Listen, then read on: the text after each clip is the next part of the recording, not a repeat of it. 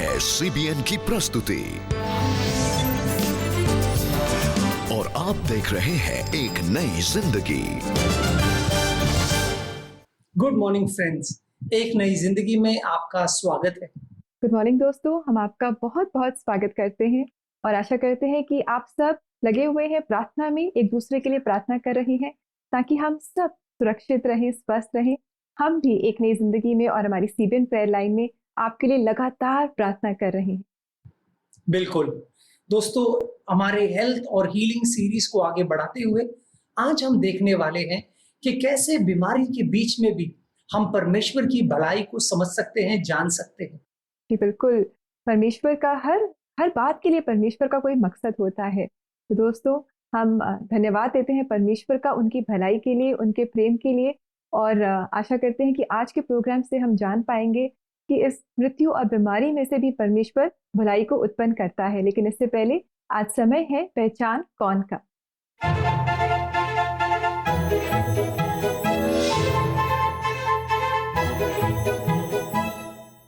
दोस्तों, हम जानते हैं पौलुस के कई सारे सहकर्मी। फिलिपियर 2 में वो जिक्र करता है कि उसका एक सहकर्मी मरते मरते बच गया और परमेश्वर ने उस पर कृपा की। आपको बताना है वो सहकर्मी कौन है। आपके 4 ऑप्शंस है: ए फिलिपुस, बी इपैफ्रोडिटस, सी सिलास या डी तिमुथुस। जी बिल्कुल दोस्तों, अगर आप इस सवाल का जवाब जानते हैं तो देर ना करें, जल्दी से अपना जवाब हमें आज के एपिसोड के कमेंट सेक्शन में जाकर के आप दे दीजिए। बिल्कुल दोस्तों, YouTube के कमेंट सेक्शन में जाइएगा और जल्दी से अपना जवाब लिखिए। आइए दोस्तों, आगे बढ़ते हैं और आज हम आपको मिलाने जा रहे हैं अनीता जेकब से, जिन्होंने अपने जीवन में बार बार हार पाई, बार बार मुश्किलों का सामना किया। इनमें से वो कैसे बाहर निकली, आइए उनसे मिलकर हम जानें। मैं जब किसी माँ को देखती थी कि इनकी गोद में बच्चा है, मेरी गोद में बच्चा नहीं है, तकलीफ होती थी। शादी होने के बाद हम बहुत खुश थे और खुशी तब बड़ी जब मुझे ये मालूम हुआ कि मैं कंसीव कर गई हूँ। और तकलीफ तब हुई जब मेरे को 1.5 महीने के बाद मेरा बच्चा गिर गया, अबॉर्ट हो गया। तकलीफ हुई, मैंने डॉक्टर से बात की। लगातार इस तरीके से मेरे 4 अबॉर्शन हो गए। जब मैंने 5th टाइम मैंने कंसीव किया, डॉक्टर ने बोला कि हम आपका ट्रीटमेंट करेंगे सिस्टर। और जब मैंने कंसीव किया, 5.5 महीने निकल गए, तकलीफ के साथ निकले लेकिन निकल गए। और 6.5 महीने का बेबी मेरा कंप्लीट मिसकैरेज हो गया। उसके बाद जब डॉक्टर ने बोला कि अब मुश्किल है आपके लिए, क्योंकि आपको बच्चा रुकता नहीं है, पेट में हो नहीं सकता, मुझे ऐसा लगा जैसे मेरे किसी ने सपनों की हत्या कर दी। मेरा किसी ने कुछ चुरा लिया है। मैं टूट गई, अकेली हो गई, परेशान हो गई और मैं मेंटल डिप्रेशन में चली गई कि क्या मैं कभी माँ नहीं बन पाऊंगी। मैं मेडिकल लाइन में होते हुए भी क्या मेरा ट्रीटमेंट नहीं है यहाँ पर। अनीता की सास उनके दुख को समझती थी। वो उनके लिए लगातार प्रार्थना भी कर रही थी और इसी दौरान वो उनको चर्च में लेकर पहुंच गई। वहां प्रभु के दास वचन बांट रहे थे। मुझे समझ कुछ नहीं आ रहा था, सुन रही थी, लेकिन जब वो बोल रहे थे पहला सैमुएल में से हन्ना की कहानी बोल रहे थे और मैं उनकी बातों को सुनकर सिर्फ रो रही थी। ऐसी फीलिंग हो रही थी कि वो जैसे मुझसे कह रहे हैं कि दुखी मत रो, देख मैं फिर से देने वाला हूं। और मेरे को ऐसा फील हो रहा था कि जैसे वो मेरे लिए कह रहे हैं। और पता नहीं मुझे ऐसे कॉन्फिडेंस आया और मैंने अपने आंखों के आंसू पोंछे और मैं अपने घर में चली गई उठकर। और उस दिन के बाद मेरे अंदर शांति थी, जैसे अब कुछ होने वाला है मेरे साथ, कुछ बेहतरीन होने वाला है, अब मुझे कुछ मिलने वाला है, अब प्रभु मेरी इच्छा को पूरे करने वाला है। एक कॉन्फिडेंस आ गया था उस दिन मेरे अंदर। और सच बताना चाहती हूँ, जब मैं छुट्टी के बाद हॉस्पिटल गई, ड्यूटी ज्वाइन किया, मैं प्रेग्नेंट थी और डॉक्टर गुस्सा कर रहे थे कि आप कंसीव करके क्यों आई हैं, और मुझे नहीं पता चला था कि मैं कंसीव कर चुकी हूँ। फिर भी उन्होंने मुझे दिलासा दिया कि कोई बात नहीं, आप हिम्मत कीजिए, हम आपका ट्रीटमेंट करेंगे। अनीता के इस आत्मविश्वास से उनकी जिंदगी के रास्ते तो बदल गए, लेकिन उनको अपना बीता हुआ कल भी सता रहा था। और इसके साथ साथ मैं लगातार बाइबल नियम से पढ़ने लगी, फास्टिंग करने लगी, प्रार्थना सभा में जाने लगी। और यकीन मानिए, परमेश्वर ने मेरी जिंदगी में बहुत बड़ा काम किया। यीशु मसीह परमेश्वर ने, जिस पर मैंने विश्वास किया, जिसके वचन पर मैंने विश्वास किया, उस वचन के द्वारा मैंने उस आशीष को पाया और मुझे एक सुंदर बेटा हुआ।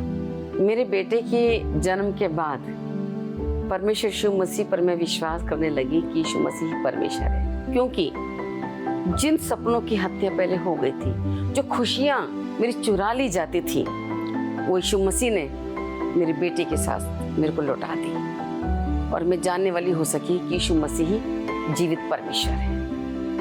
अनीता ने बेटे के जन्म के 2.5 साल बाद एक बेटी को भी जन्म दिया। आज अनीता का बेटा 25 साल का हो गया है और उनका पूरा परिवार विश्वास में आगे बढ़ रहा है। बहुत अच्छी कहानी है अनीता जेकब की। हम देखते हैं कि कितनी बार उन्होंने मिसकैरेज का सामना किया और उनकी कितनी इच्छा थी कि परमेश्वर उनको संतान की आशीष दे, लेकिन कैसे उन्होंने हार नहीं मानी और परमेश्वर ने किस तरह उनसे बातचीत की और उन्होंने संतान का वरदान पाया परमेश्वर से। बिल्कुल रिबेका, कभी कभी जब हम मुश्किलों में घिरे रहते हैं या कठिनाई का सामना करते हैं, तब हमें मुश्किल है ये देखना कि इसमें से क्या भलाई आ सकती है। लेकिन अनीता जी की कहानी से ये पता चल जाता है कि परमेश्वर कितना भला है और वो हमारी मनोकामनाओं को पूरी करता है।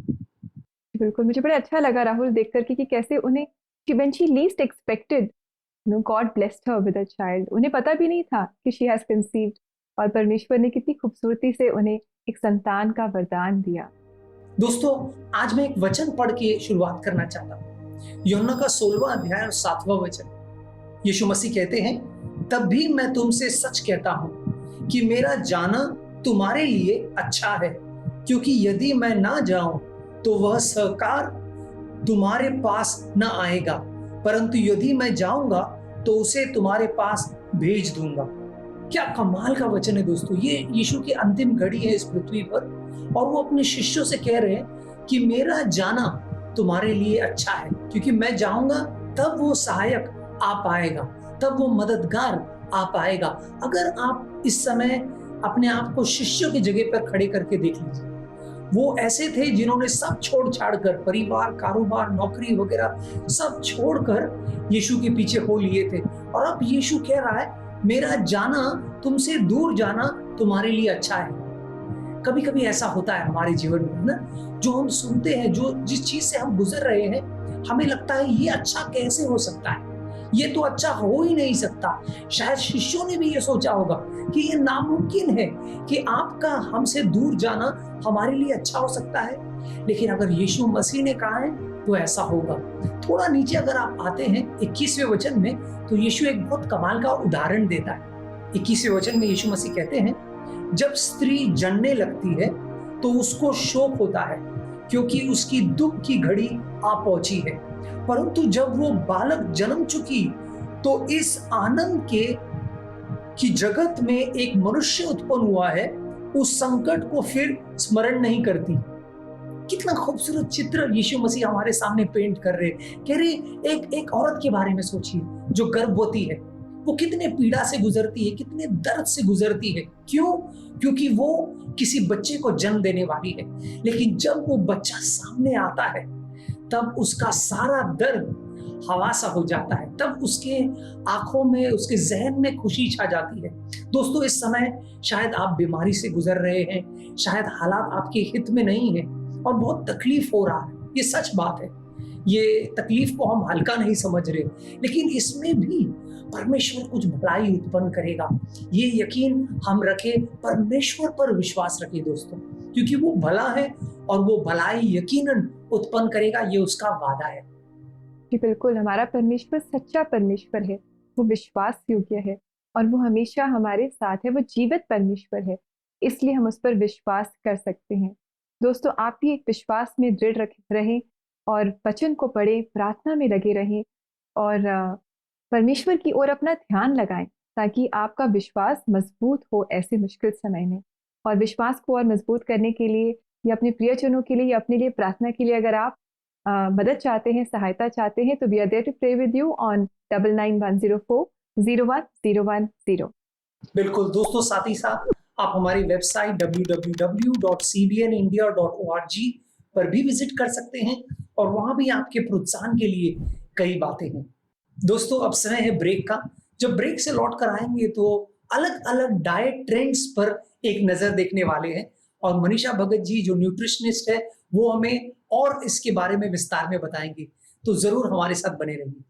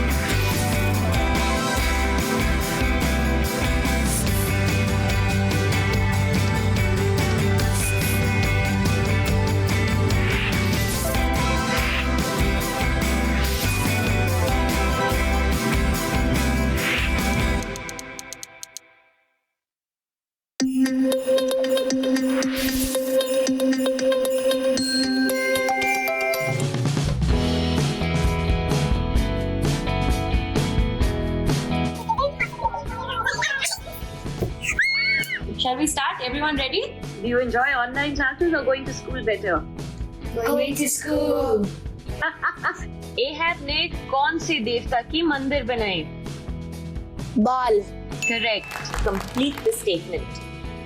I will be with you. I will not. Team Pepper? I will not abandon you. Correct. If you or your church or your school would like to participate in the Superbook quiz next time, send us a message in our inbox or comment in the box below. We would love to hear from you.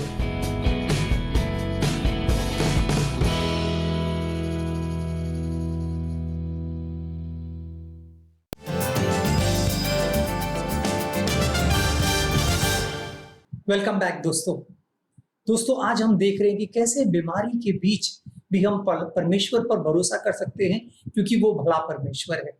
जी बिल्कुल, हमने Anita Jacob जी की कहानी से भी देखा कि किस तरह विपरीत परिस्थितियों में उन्होंने परमेश्वर पर भरोसा किया और उन्होंने परमेश्वर उनके जीवन से भलाई को उत्पन्न कराए। यस दोस्तों, हम जिस हालात से गुजर रहे हैं हमारे लिए ये बहुत जरूरी है कि हम अपनी सेहत का ध्यान रखें, हमारे खान पान का ध्यान रखें। जी बिल्कुल, बहुत ज़रूरी है इस समय में कि हम सेहतमंद रहें, स्वस्थ रहें। और आजकल हम बहुत सारी अलग अलग डाइट्स के बारे में सुनते रहते हैं, keto diet, vegan diet, intermittent fasting. इनके पीछे क्या डिटेल्स हैं, इन डाइट्स में क्या क्या इन्वॉल्व होता है, इस सब के बारे में हमें आज जानकारी दे रही हैं मनीषा भगत जो फेमस न्यूट्रिशनिस्ट हैं। आइए इनसे मुलाकात करते हैं। Hello friends, I am Manisha Bhagat. मैं एक न्यूट्रिशन और हेल्थ कोच हूँ और आज हम बात करने वाले हैं ट्रेंडिंग डाइट्स के बारे में। पिछले कुछ सालों में काफ़ी सारे डाइट्स जो हैं वो पॉपुलर हुए हैं, जिसमें कि कीटोजेनिक डाइट या कीटो डाइट कुछ ज़्यादा ही पॉपुलर हुआ है।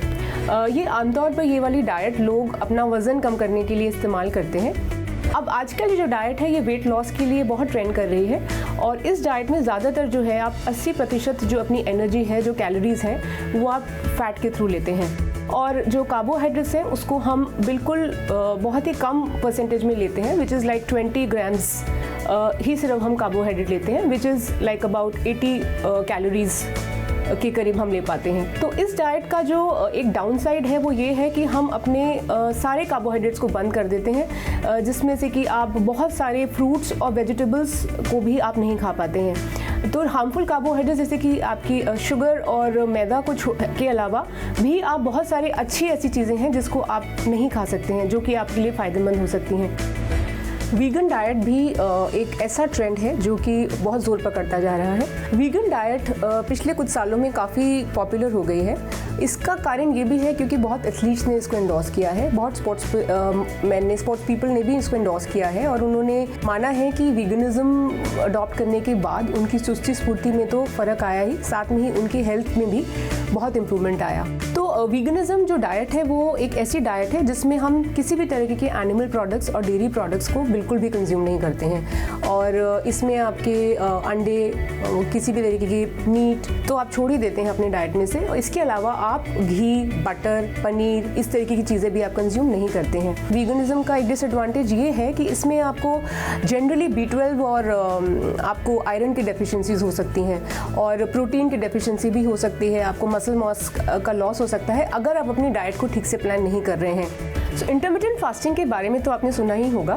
सो इंटरमिटेंट फास्टिंग को हम बहुत इजीली अपनी लाइफस्टाइल में हम इसको इंक्लूड कर सकते हैं और जैसे कि आपने अपना लास्ट मील जो है, आपने डिनर अपना रात को 8 बजे खाया, तो अगर आप अपना नेक्स्ट मील सुबह 8 बजे खाते हैं तो आप 12 घंटे की फास्टिंग कर रहे हैं। और अगर आप ज़्यादा फास्टिंग करना चाहते हैं, लंबी फास्टिंग करना चाहते हैं, तो आप अपना ये फर्स्ट मील जो है सुबह 10 बजे भी ले सकते हैं। इंटरमिटेंट फास्टिंग में ज़रूरी ये है कि आप जब भी फास्टिंग करने का डिसाइड करें तो आप अपना फास्टिंग विंडो जो है वो धीरे धीरे बढ़ाएं। 8 घंटे से लेकर और 18 घंटे तक की फास्टिंग से आपको बहुत सारे हेल्थ बेनिफिट्स मिल सकते हैं। लेकिन जिन लोगों को किसी भी तरीके का शुगर की कोई इश्यूज़ है या उनको डायबिटीज़ है या कोई भी हार्मोनल इशू है, वो अपने फिजिशियन से कंसल्ट किए बिना फास्टिंग ना करें। आप जो भी डाइट करें उसमें ये बहुत ज़रूरी हो जाता है कि जो भी हमारे फूड ग्रुप्स हैं, प्रोटीन, कार्बोहाइड्रेट, फैट, इसमें सब कुछ बैलेंस होना चाहिए और ऐसी डाइट होनी चाहिए जिसको अपनी जीवन शैली में अपना सकें।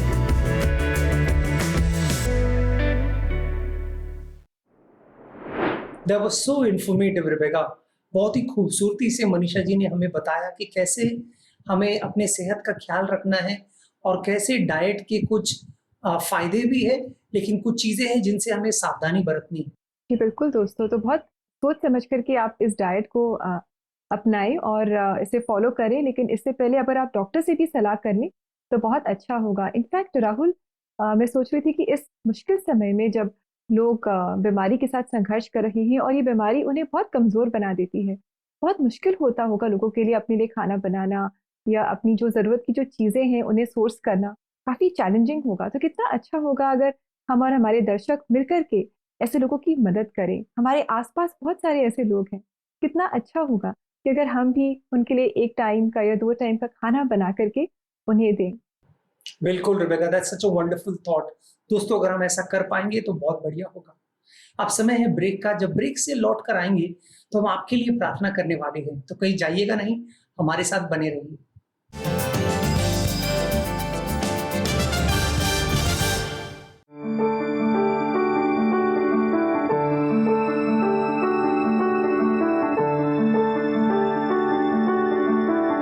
ये सैनिटरी पैड्स अपसाइक्ल्ड कपड़ों से बनाए गए हैं। सीबीएन फाउंडेशन ने इको फ्रेंडली सैनिटरी पैड को डिजाइन किया और प्रोडक्शन हेड मैश ने तेजी से इस पर काम करना शुरू कर दिया।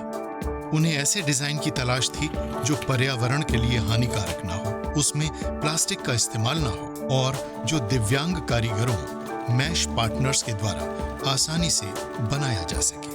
It gives you a good replacement for those because these you can use over a few months. उन्हें इस काम के लिए उपयुक्त कारीगरों का अंदाजा था। पागिर, जो कि दिल्ली से 1000 किलोमीटर की दूरी पर है। इन अपसाइक्ल्ड कपड़ों के द्वारा कई लोगों को रोजगार मिल पाए, पर्यावरण के अनुकूल सैनिटरी पैड बन पाए और कई जिंदगियों को एक आत्मसम्मान से भरा जीवन भी मिल पाया। आप मात्र 6000 रुपए की मदद 10 महिलाओं और लड़कियों को पीरियड किट की सहायता के लिए दे सकते हैं। आज ही आप भी क्लाइमेट केयर के तहत www.cbnf.org में दान करें।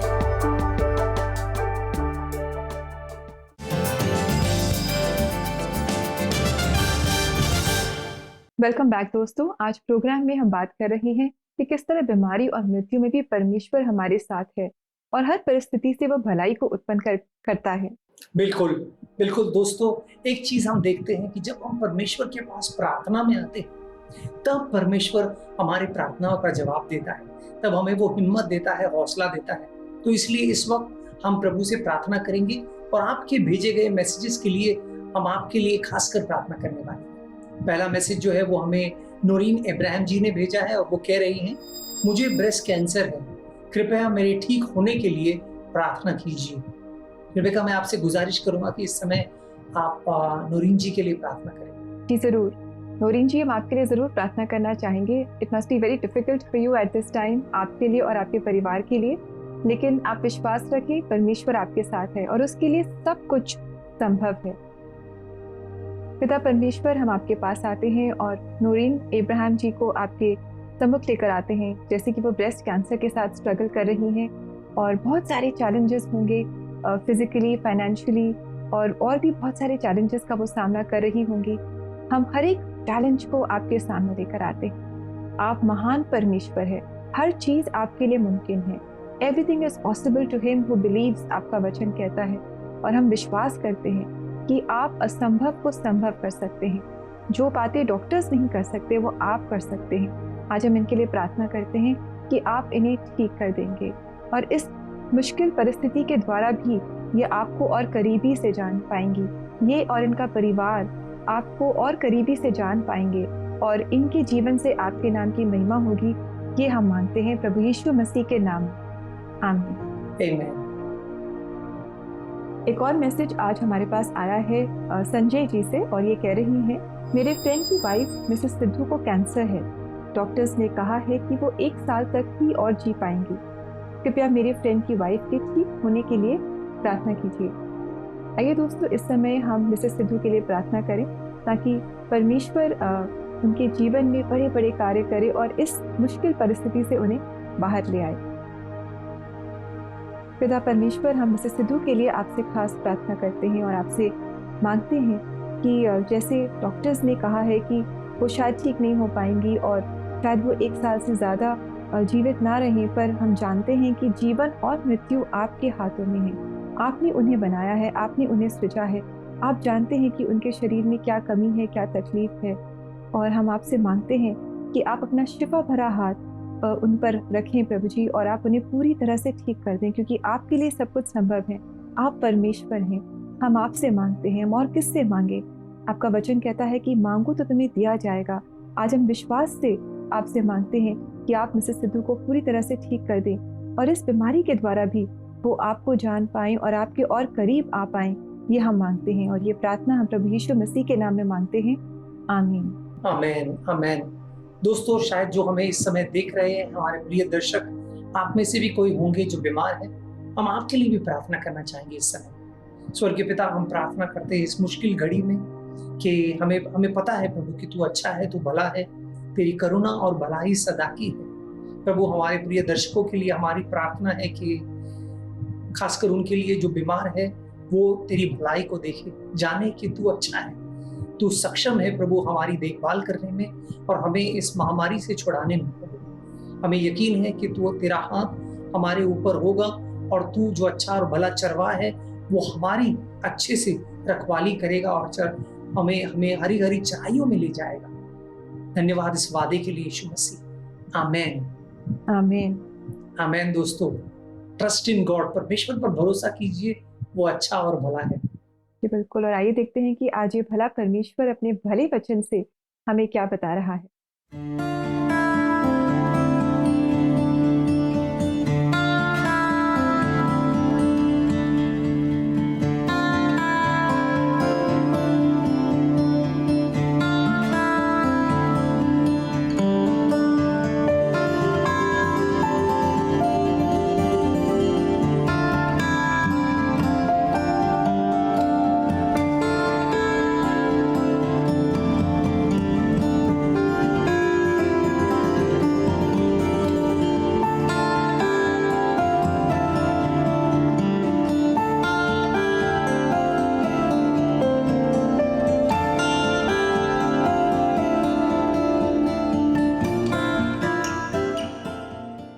कितनी खूबसूरत प्रतिज्ञा है दोस्तों इन वचनों में, जो हमसे कहता है कि हर बुराई और हर महामारी हमारे ऊपर से जाएगी, क्योंकि परमेश्वर हमारा रक्षक है।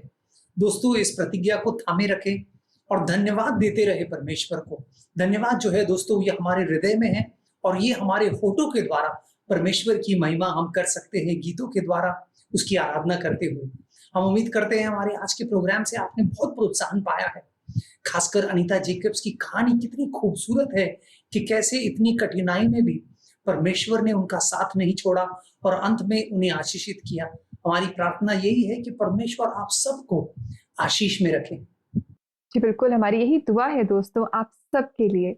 और समय है कि हम आपसे इजाजत लें और जाते जाते ये गीत है पाक लहू जो हम आपके लेकर आए हैं, ताकि इस गीत के द्वारा आप और हम मिलकर परमेश्वर की स्तुति आराधना करें और आशीष पाएं, क्योंकि परमेश्वर का लहू सामर्थी है, क्योंकि हमारा परमेश्वर सामर्थी है। दोस्तों कल आपसे फिर मुलाकात करेंगे एक और खूबसूरत एपिसोड के साथ। तब तक के लिए नमस्कार। Stay safe and God bless you.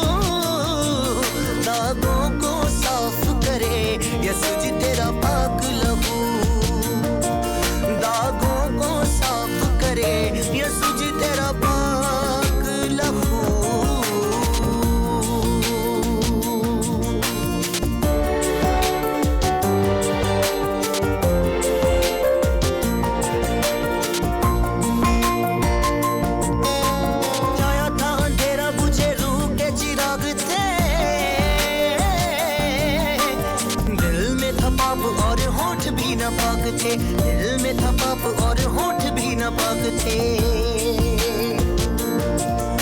होठों को पाक करे, होठों को पाक करे यीशु जी तेरा पाक लहू। दागों को साफ करे यीशु जी तेरा